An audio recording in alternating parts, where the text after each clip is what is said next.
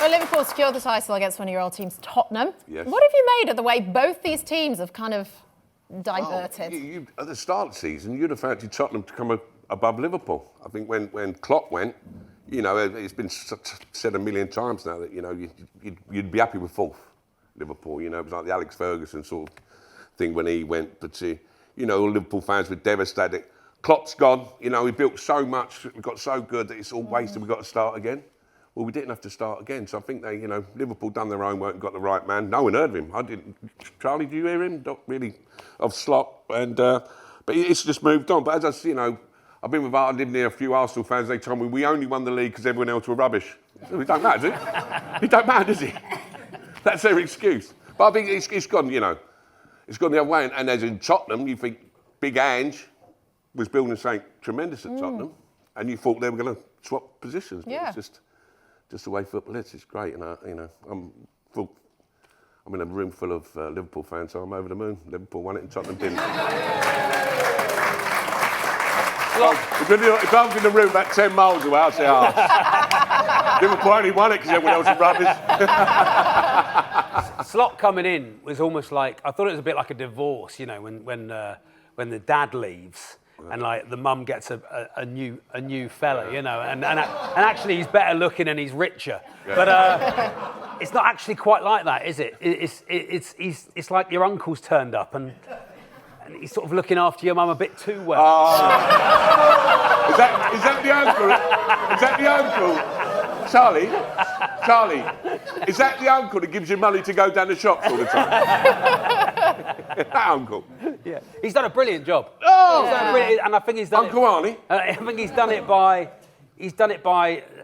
acknowledging the history of the club, acknowledging what's gone before, not trying to change too much too quickly. No panic buys, no panic. You know, has played a similar style but with a bit more control. So he's not had to do a complete. It'll be very interesting this summer with who he buys. You know, Well, Liverpool, they've equalled Manchester United's record of 20. Yes, they have. What are you enjoying the debate over who is now the biggest team?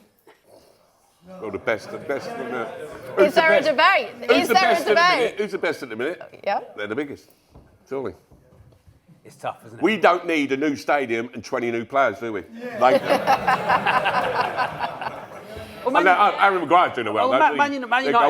Man United are in a very similar position to where Liverpool were when they went through Houllier and Evans and I know Houllier won. I think he won the FA Cup, didn't he? Am I right? Well, yeah. Right. So he won a lot. You know, didn't win the league, did he? But I think, but you just go. I think Man United are in that transitional period. And actually, the moment they have to hit is you have to do a full reset. But I think, Charlie, you go back 20 years. Transitional period was 1 or 2 seasons. Now it's 10 seasons transitional period. With the way you know how much money players cost now, you can't go out and buy yourself out of trouble anymore. So it takes a good 10 years instead of 1 or 2 years now. All right, Neil, should we bring it back to you? Yes. Should we start talking about you and Liverpool? Yeah. So you were signed by Graham Souness in 1993. What was that moment like? Well, I was at Tottenham. I was captain of Tottenham, playing well. When the fella Alan Sugar sacked Venables, I fell out with Alan Sugar. He said, "You're fired." And then I had Brian Clough Forest, I had Kenny Blackburn, Souness Liverpool, Walksmith Rangers, Hoddle Chelsea, Keegan Newcastle. I promised I'd speak to everybody. I met Kenny on the Monday, Kenny Dalglish at Blackburn.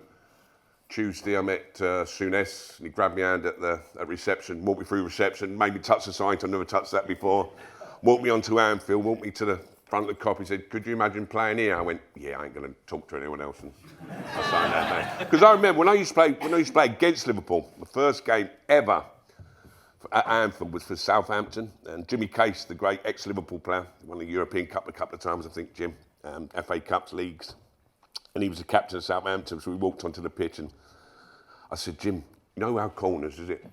1 hand up near post, 2 hands up far post." He went, "Son, let's get a corner first." We got beat 5-0. It was horrible playing against Liverpool. That's why I signed. It was just horrible playing against them.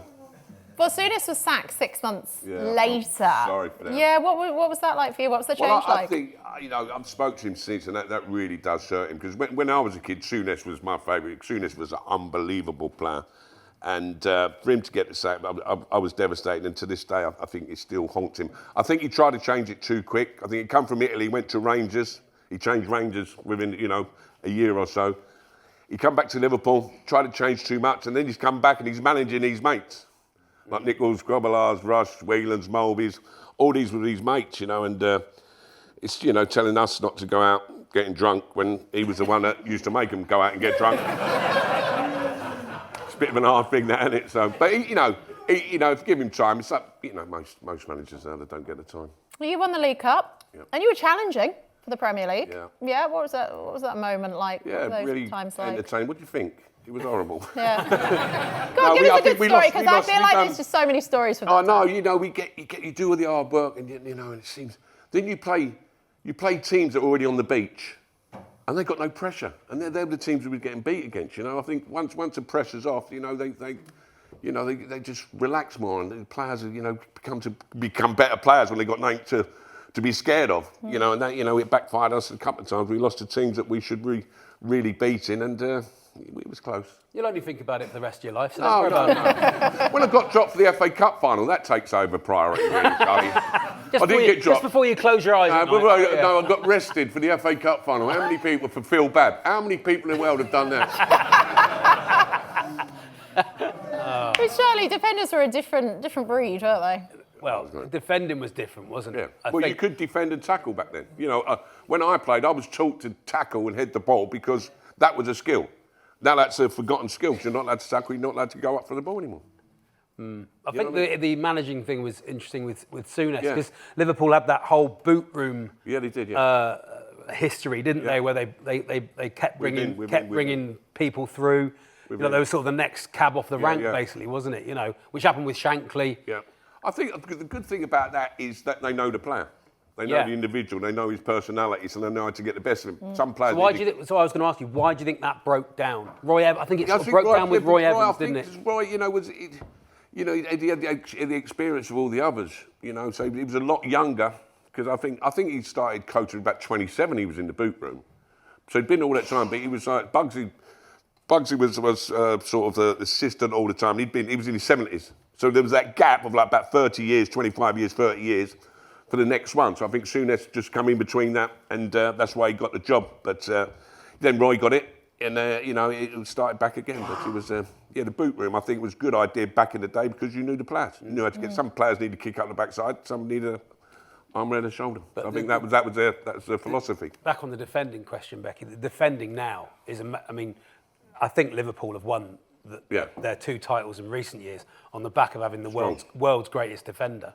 To build it around Van Dijk, and he's an amazing captain. I'm being honest, when they signed him, I didn't know. Because I think, he went to Celtic to Southampton. I thought, if he was that good, why didn't anyone touch him? Southampton, you still thought, it's a lot of money, no one else has touched him. And I think there'd be a lot of clubs that had the chance to sign him, are kicking themselves. Because he went to Liverpool and became the best defender in the world. Yeah, but at that point, Southampton were Liverpool reserves. Yeah, they were,